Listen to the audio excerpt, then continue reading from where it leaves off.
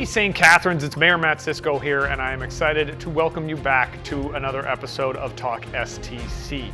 It is the winter season. I've got my favorite brand new ugly Christmas sweater to celebrate the season. Very excited to be here with you. We've got a great episode coming up.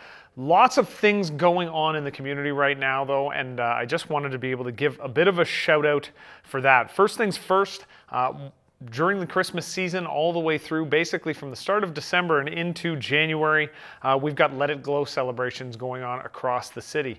We've got our New Year's Eve at St. Catharines Kiwanis Aquatic Center, one of 4 hour-long free leisure swims that are happening on December 31st at 9, 10, and 11 a.m. You can pre-register at stcatharines.ca/DecemberSwim. Also, Seymour Hanna Sports and Entertainment Center will have free public skating on New Year's Eve from 9:30 a.m. until noon on all 4 pads. One of which will host the popular Glow in the Dark event, complete with glow sticks and character visits and a family photo booth. You can get more information for that at stcatharines.ca/ActiveSTC.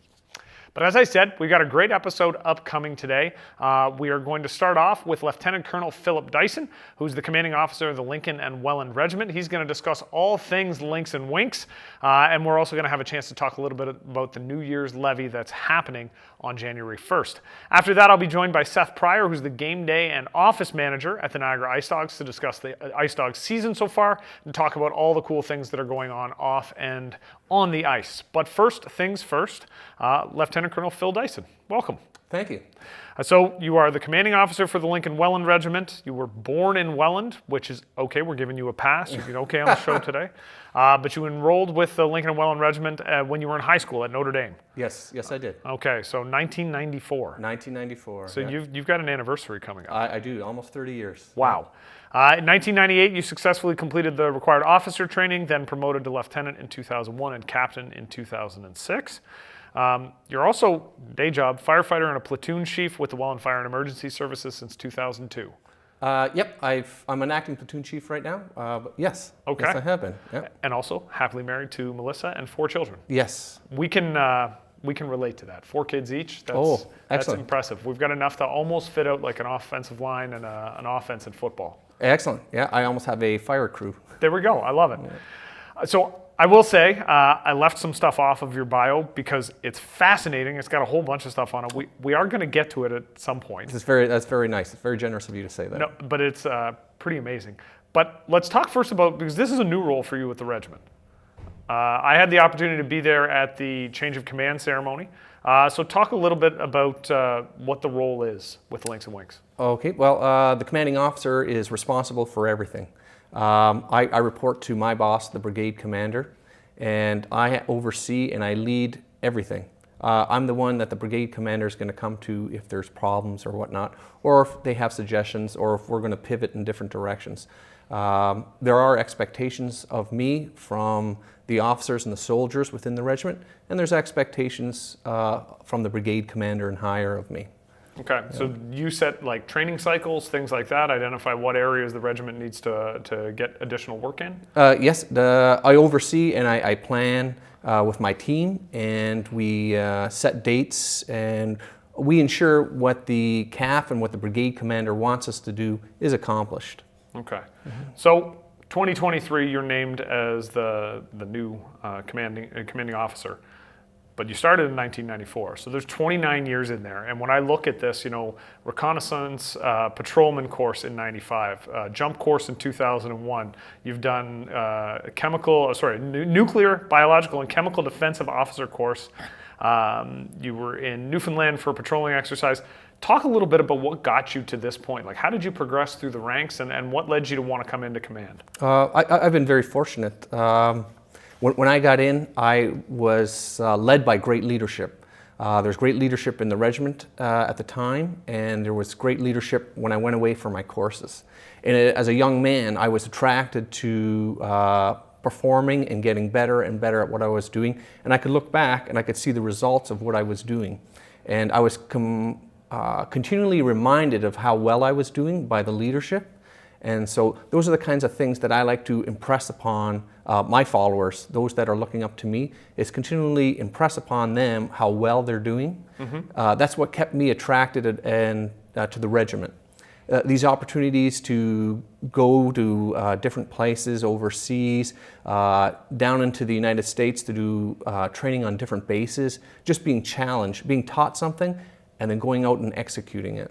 Well, I think you hit on something that's really important there too, and this is obviously I've had 15 years of experience as a teacher, and I was a coach during a lot of that time. And we always used to talk about the sandwich method, that if you were going to criticize something someone was doing, you had to find the positive in what they were doing. You had to give them something to build off of as well. So I would always come after someone with a compliment, identify the thing that they need to work on, but then come back with another, this is what you're doing well, so keep doing that.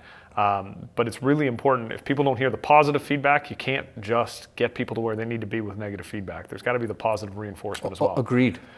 Yeah.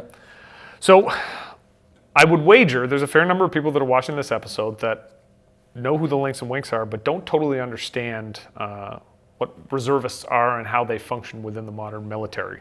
So give us a bit of insight into what reservists are in Canada. Right on. Reservists are citizen soldiers. We have no commitment to service for a period of time. We're part-time soldiers. We attend the training that's scheduled to the best of our abilities, to the best of our personal schedules. There are mandatory things that we have to do on an annual basis, but as a reservist soldier, I'm not obligated to go away and serve tours overseas or to deploy. I'm a reservist. My obligations are to my family and my full-time occupation or my schooling, whatever stage of life I'm in. So it sounds to me, this is an opportunity for people who want to serve their country but have other responsibilities and recognize that a full-time Reg Force military career is not possible. This is their way to give back. That's exactly. We're full of students, post-secondary students, high school students, university students, college students. It's an excellent job for students because they can work hard part-time and full-time different times of the year, but then commit themselves to their schooling. So what does the minimum time requirement look like for let's say, a young person, 18 years old, joins the reserves? Like, what do they have to recognize as sort of their minimum that they have to be able to give back? Well, when a young person steps into the regiment at 18 years old, we want to put them on courses, their basic training courses. That may be a weekend opportunity, so they might come into the armories on a Friday and leave on Sunday. They might head up to Toronto to do some of that training. And once that course is over, there's more. There's always more. There's another course that we're going to put them on. And then there's opportunities over the summer to complete further training, trade skills training. Well, and that was going to be my next question, is once they've gotten through the basics of military life, like, are they able to then divide off into trades and get further schooling and further education in those areas? They certainly can. You don't have to be, we're an infantry unit and we need infantry soldiers. However, we do have a wide variety of different people who are supporting us. We have our clerks who support us and help to manage us. We need padres in the regiment. We have finance staff who help to oversee a lot of our budgets and ensure that we're staying within the black and not the red. Yeah. I will say, and I'm just going to cut in for a second, Padre is still my favorite way to refer to someone of a religious bent. I think it's the best way to do it. My dad would do that. Every priest was always Padre, and it took me a long time to understand why, but I appreciate it. So if someone's decided to go the reserve route, but they have the time and the capacity and they want to be able to serve overseas, that's an option, correct? That is an option. What has to happen is they can step forward, they can raise their hand, they send in a memo, and there's an application process. And their application gets vetted against the others, and it gets ranked higher outside of our unit. And eventually someone's going to identify and say, this person is ready, they've completed all the check marks, and off they go. That's phenomenal. And I mean, how many folks within the Links and Winks, take advantage of that in any given year? Right now we have 5 that are ready, that are overseas. Okay. And we're having 5. We've had a couple come home, but a couple more are still to come home before the new year. So we've had 5 go out the door recently and 5 on the way back. And is it a relatively even split of people who choose to go over and go overseas for missions and people who choose not to, or do you wind up with more people wanting to get that experience as well? I think many people do, but it's just the stage in life as a reservist when they're ready and when the CAF is ready to take them.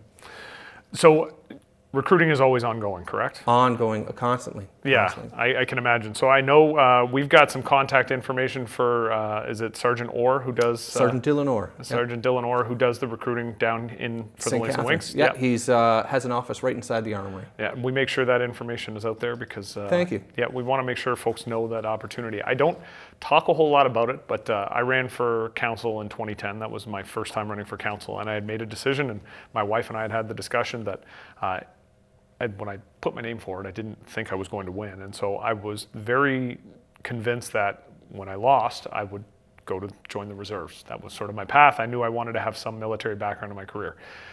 And then I didn't lose and didn't have the option because it's a time commitment. Even though it's minimal, it's still a time commitment. But it's one of my great regrets in life was that I didn't have that opportunity.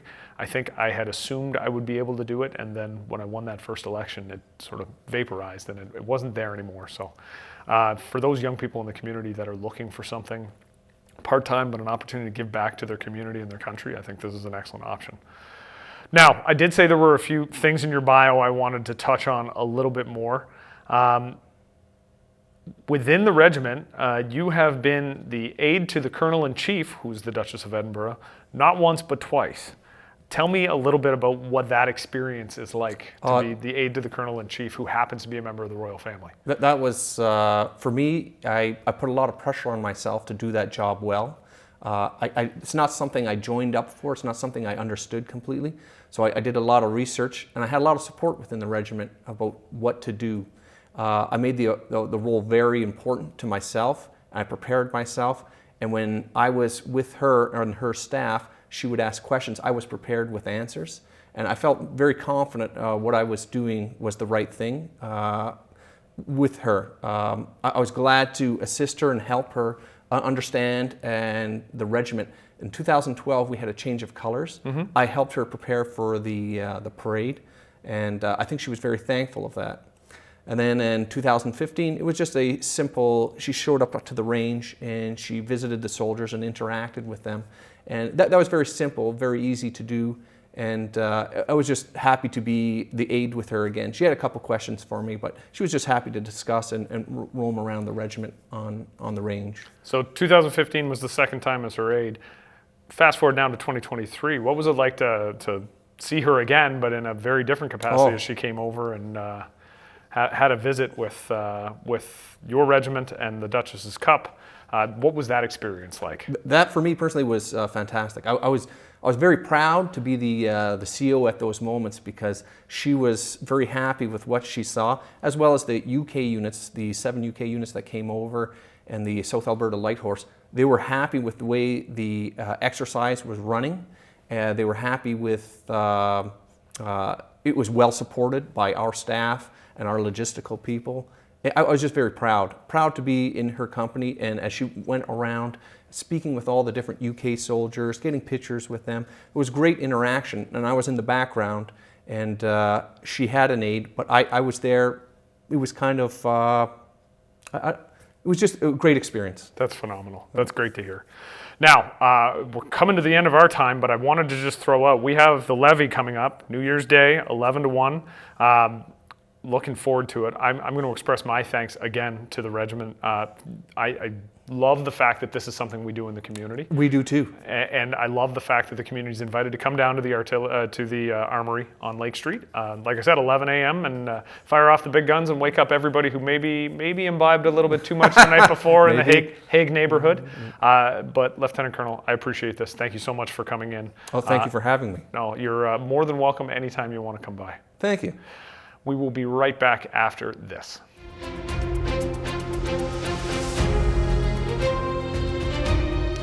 And welcome back. We are here on Talk STC, and we're about to get in. You can see I've done a little bit of a wardrobe change back into what is the single greatest Niagara Ice Dogs jersey that has ever been made. The ugly Christmas sweater version of the sweater from a couple of years ago. This is at least 5 years old. It's a nice vintage. I get a lot of compliments when I'm walking around the arena.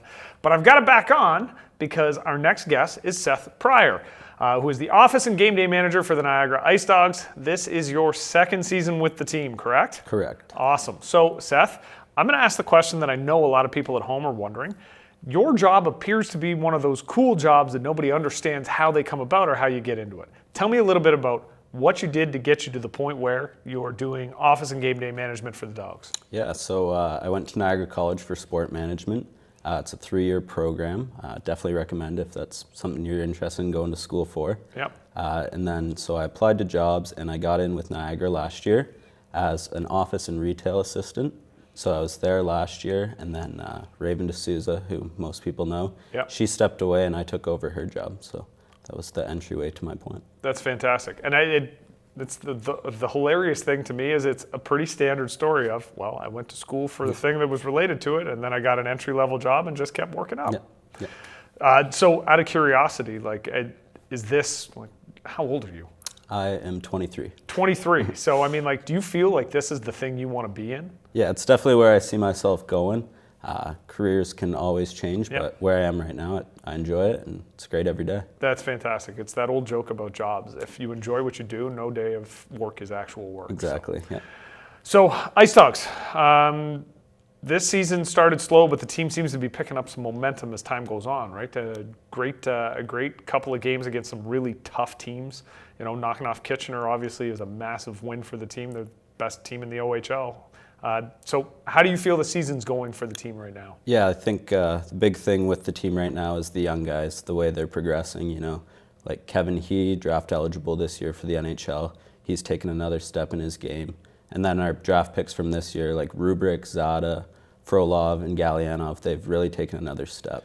I don't know if I've ever seen anybody in an Ice Dogs jersey that's got a release like Kevin He. Yeah. Like when he rifles it from the point, I don't even actually understand the physics. We were debating the other day what the flex on his stick must be because when he fires that shot, it's insane. Yeah. So a lot of young guys, and I mean, you mentioned 4 16-year-olds basically. Like we have to be, in that respect, running some of the youngest guys in the league right now.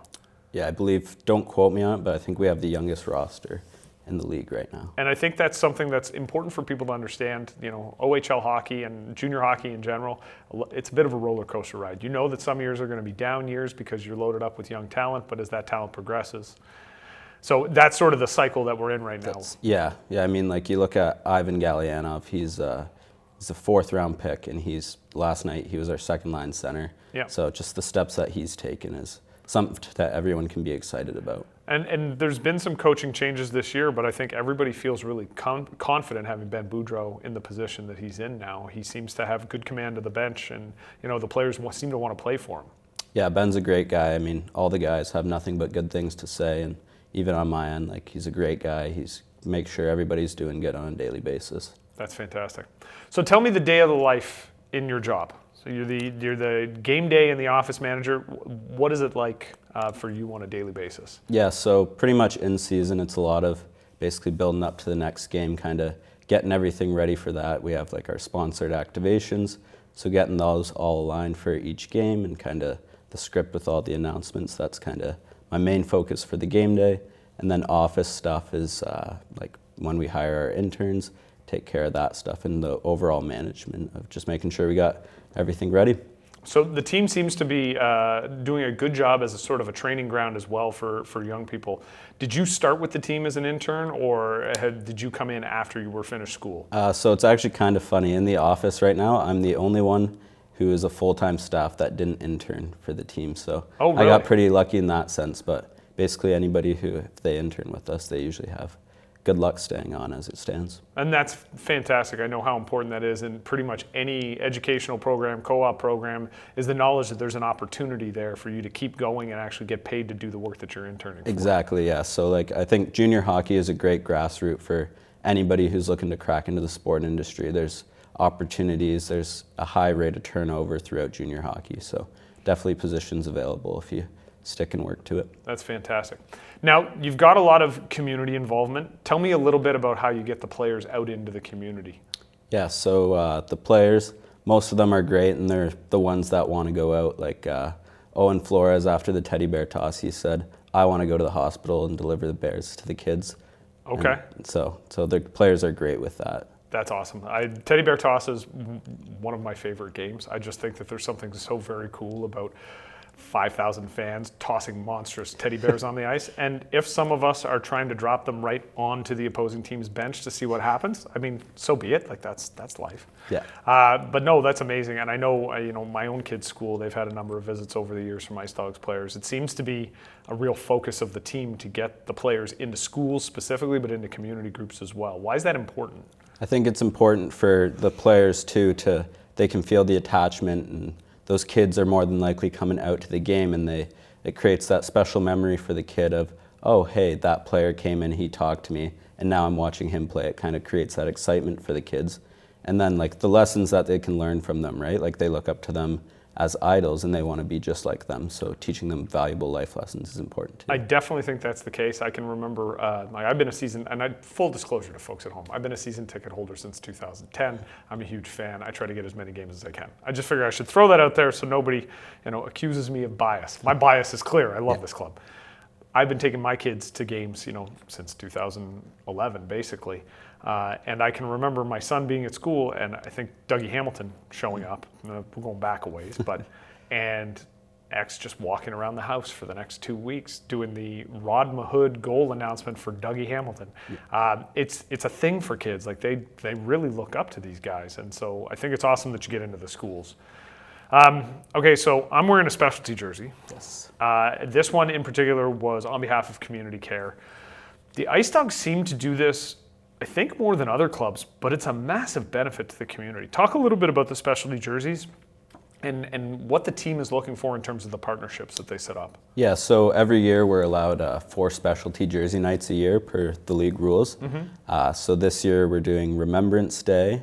We had our Paw Patrol last Sunday. Yep. And then we have our Rankin Cancer Run jersey on Thursday, January 18th. Okay. And then we have our St. Patrick's Day jerseys on St. Patrick's Day. We play at 2 o'clock this year. So those are the ones that we have for this year. And basically when we do it, we want like the beneficiary of the jersey proceeds. We want to keep it local in Niagara. So that's what we look to do with those. And I think that's amazing. So if groups in the community are interested, they just reach out to the team? Yeah, they can reach out. Yep. Okay, yeah. That's fantastic to know. The teddy bear toss game, because we mentioned it, and I just want to come back to it, because it was very cool. Massive crowd. I saw one guy with like an 8-foot teddy bear. We weren't even sure I was going to get it over the glass. How many teddy bears did you collect? We collected over 4,000 that are being donated to the hospitals. Yeah. 4,000? 4,000. That's amazing. Yeah. Okay, so I know you've got holiday flex packs. Yes. Give me a little bit about that. If people want to get out to a game, how do they get a hold of those? Maybe it's a last-minute Christmas gift. Maybe it's an in-advance Christmas gift. Retail store at the Pen. Tell me all about the Christmas season and what people can do. Yeah, so our Christmas flex packs, they're very popular amongst everyone. So this year we've got a few different options. We got the 6, the 10, the 12, and the 20 flex pack. So the tickets you buy, and you can use those however you want. So 6 vouchers, you could bring 3 people to 2 games, or 6 people to 1 game. You can use them however you want. Mm-hmm. And then, so when you buy a 6-pack, you'll get an Ice Dogs flag as well as part of the holiday flex pack. 10-pack, you'll be getting a t-shirt. 12-pack, you'll be getting a toque of your choice. And if you buy a 20-pack, you can get all of those. That's awesome. Yeah. I season ticket holder, so I'm good. So anybody in my life, don't worry about me. I'm good. I got tickets. But buy them for yourself. Buy them for your friends. You got the New Year's Eve game coming up. Yes. This has been a tradition in my family for at least a decade now, because the team always seems to play 6 o'clock on New Year's Eve. Tell me about what's going on around that. Yeah, so last year we didn't have the game, and so this is my 2nd season, so I've never experienced it. Okay. But I've heard that it's very popular amongst everyone, so we look forward to seeing everyone out. But it's a great way to kick in the new year. We got the game at 6 o'clock against Guelph, And following the game, there'll be a skate with the players after for everyone to attend. Very awesome. And that's one of the things that I know my kids always loved when they were younger, was being able to get out on the ice with the guys and skate around. But tickets just through NiagaraIceDogs.net? Yeah, online, or you can call the Meridian Center box office and get them today. Or if you pick up your holiday flex pack, make sure to redeem it for that game as well. Right on. Yeah. So the second half of the season's coming up. Yeah. In your estimation, what should fans be looking forward to? What's on the radar that they should be excited about? Yeah, we got a bunch of specialty nights coming up. Yep. So it starts January 7th is the Next Gen game, which is focused on the kids. So we'll be having a kid reporter as well as an in-game host who will be joining Rod and Melissa. Okay. So that should be fun for everyone, as well as some intermission activities. And then we got the Rankin Cancer Run game, like I mentioned earlier, on the 18th. So all the proceeds from the jerseys will be going to the Rankin Cancer Run Foundation. On Country Night, I don't know if you're a big country music fan or not, but that's February 16th against the Oshawa. So, and then St. Patrick's Day as well. St. Patrick's Day can be a bit raucous. Yeah. I've been to those games before, so. Well, that sounds awesome. Like, I mean, the team looks fast and they look excited to be out on the ice right now, and so I continue cheering on with everybody else in the arena. But I appreciate you coming and giving us the heads up about what's happening. And are you allowed to have a favorite player? I'm allowed to have a favorite player. Are you allowed to tell people who your favorite player is on the club right now? It's hard not to like Kevin He in his draft eligible year, right? I like that you went to the hockey reason as well. Draft eligible year, I got to cheer for him. I've been really impressed with Rubric. Like when he was gone to the was the U17s. Yes. When he was at the U17s, it was a noticeable, like you could sense there was a hole there. So yeah. I'm glad he's back, and he's fun to watch on the point. And I get pretty hard on the Ice Dogs defensemen. I have over the years. There've been a lot that other people liked. I didn't. Yeah. I like Ryan. So, yeah. Anyways. Seth, thank you so much Yeah. for coming in and joining us. Sincerely appreciate it. Awesome. Thanks for having me. You're more than welcome. We'll be right back after this.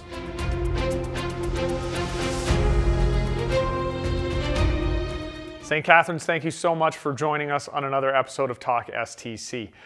It is the holiday season. I want to take this opportunity now to wish you and yours the best for this season, whether you're celebrating Christmas or you've celebrated Hanukkah or Kwanzaa or whatever the case may be. I hope you are having the opportunity to spend it with family and friends, with lots of good cheer and happy memories being created. Please remember, there are folks in our community that maybe don't have the same advantages we all have. So if you have the opportunity to help someone, please take the time over the holiday season and do that. Again, from myself, from my city council in St. Catharines, from everybody at City Hall, Merry Christmas, happy holidays to all of those in the community. I hope you have a wonderful, wonderful season, and I look forward to seeing you again in the new year. If you have the chance, remember the New Year's levy at the Lake Street Armory from 11 to 1 on January 1st. And for those in the Hague neighborhood, my apologies, but that big gun's getting fired regardless of how much fun you had on the night before. Take care, everybody.